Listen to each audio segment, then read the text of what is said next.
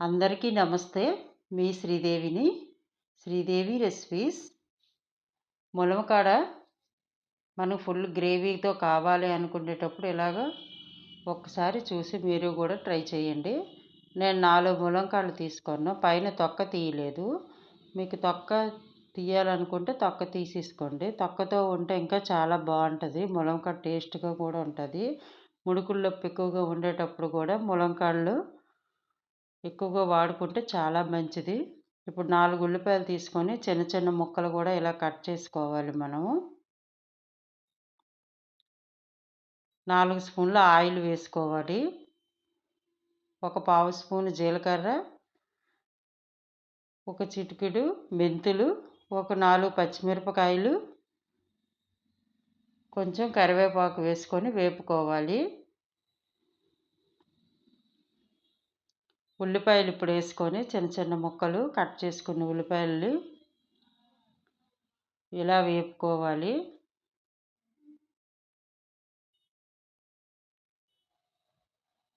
ఈ ఉల్లిపాయలు వేగక ముందేనే ములమకాడలు కూడా వేసుకోవాలి. ఈ ములమకాడలన్నీ కూడా వేపుకోవాలి. మళ్ళీను లో ఫ్లేమ్లో పెట్టుకొని ములంకాడలు వేపుకోండి. లో ఫ్లేమ్లో ఎంత బాగా పెట్టి వేపుకుంటే అంత బాగుంటుంది.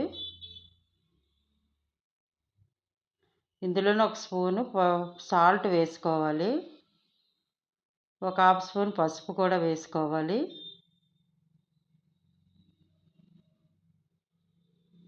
ఇలా మళ్ళీ 2 నిమిషాలు అన్నీ కూడా కలుపుకోవాలి. ఇలా కలుపుకొని ఒక 5 నిమిషాలు మూత పెట్టి లో ఫ్లేమ్లో మగ్గ పెట్టుకోవాలి. ఇలా చూసారా, లో ఫ్లేమ్లోనే మగ్గిపోయింది మనకి. ఉల్లిపాయలు ములంకాడలు కూడా బాగా వేగిపోయేవి.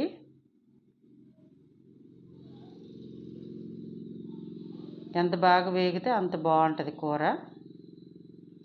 ఇందులోనే ఒక స్పూన్ కారం కూడా వేసుకోవాలి. మనం పచ్చిమిరపకాయలు వేసాం కదా, అందుకే కారం ఒక స్పూన్ వేసుకుంటే మనకు కరెక్ట్గా సరిపోతుంది. 3/4 గ్లాసు వాటికి వాటర్ వేసుకోవాలి. వాటర్ తక్కువ వేసుకుంటే మనకి ములంకాడ అంత టేస్ట్గా ఉంటుంది. ములంకాడ ఉడకాలనుకుంటే నో ఫ్లేమ్లో పెట్టుకొని మూత పెట్టుకొని ఉంచుకోవాలి. అలా అయితే దగ్గరికి ములంకాడ ఉడుకుతుంది. ఇప్పుడు దగ్గరికి అయిపోయింది ములంకాడ అంతా కూడా. దించే ముందు పావు స్పూను గరం మసాలా వేసుకోవాలి. గరం మసాలా వేసుకుంటే టేస్ట్ బాగుంటుంది.